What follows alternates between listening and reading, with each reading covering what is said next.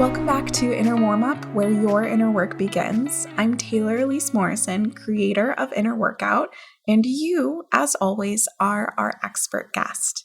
Thanks for being here. I just celebrated my 5-year wedding anniversary, which is wild. The only thing that's wilder is the fact that I've been with my husband, including all of the time we dated, for over 11 years. And sometimes I just look at him and I'll say, how are we not bored of each other yet? But somehow we still surprise each other. And I think part of the reason that we still do is because we're learning about ourselves as individuals. We're also learning about each other because we're continuing to change. We're continuing to evolve. And that's a really beautiful thing. I guess I'm at the point where I've been in a partnered relationship long enough that I can dole out advice here and there if someone's willing to ask, even though generally I say my best advice is really on how to date my husband. It's not like I've dated a ton of people. But there is something, especially for those who desire like a long-term partnered relationship, in acknowledging that that person is going to continue to change. Like if you are marrying someone and you're thinking that they are going to be the exact same on your wedding day that they are for the rest of your marriage, you're setting yourself up for failure, in my opinion. I think part of why we've done so well is that we are entirely different people than when we first started dating. And we're okay with that. We welcome the opportunity to get to know each new iteration, each new unfolding and becoming that presents itself. And that's a really beautiful thing. This episode, though, isn't about my relationship with my husband. It's really about our relationships to ourselves. And I try and bring that same energy of assuming my husband's going to change, of being excited to get to know new versions of him, into how I view my relationship with myself. Learning about ourselves is a key part of inner work. And to some of you, that sounds really obvious, like, duh, isn't inner work about getting to know yourself? You'd think it would be obvious, but I can see how I've approached it in the past and how other people sometimes approach it, where, again, it's this I am telling myself how to be and how I should show up in the world, rather than trying to learn and to understand some of the innate qualities of yourself that have brought you to this place where you show up how you do currently, and also learning how you have changed and adapted as you are placed into new environments. As you feel more secure in yourself, you feel safer to show up and to show different aspects of yourself. That's where the learning of inner work comes in. And it's exciting. It's kind of like a game to allow yourself to be surprised and wonder, what new thing am I going to discover about myself this year? What new insight will not only change how I move forward, but also cause me to reconsider how I viewed myself in the past? And to that end, the question that I want you to reflect on is, when is the last time you surprised yourself? For me, I surprised myself when I finally admitted that I don't particularly like organization and business operations. And part of why that was so surprising is because I literally was the VP of ops at a startup.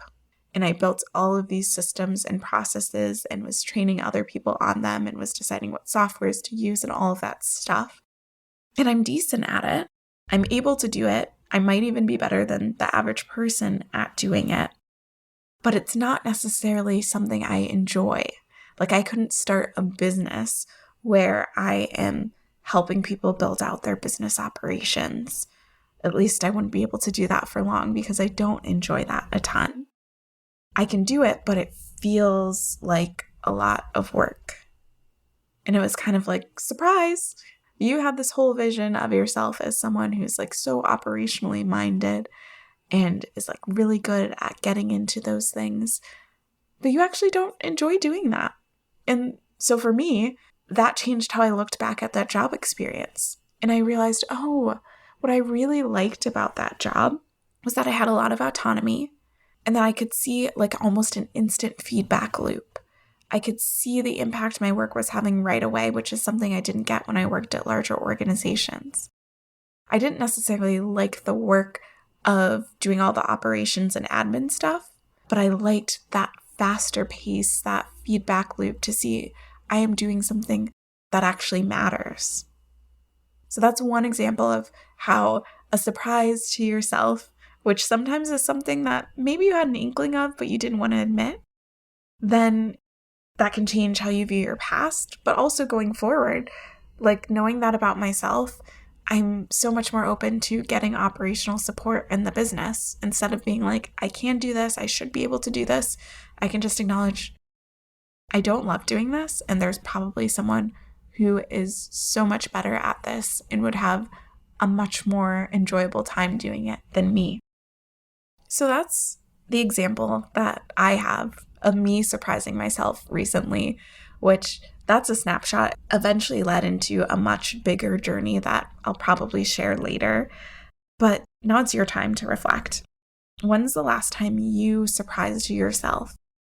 When's the last time you learned something new or saw yourself differently or were surprised by a facet of your personality or your skill set? Take a couple minutes to reflect on that.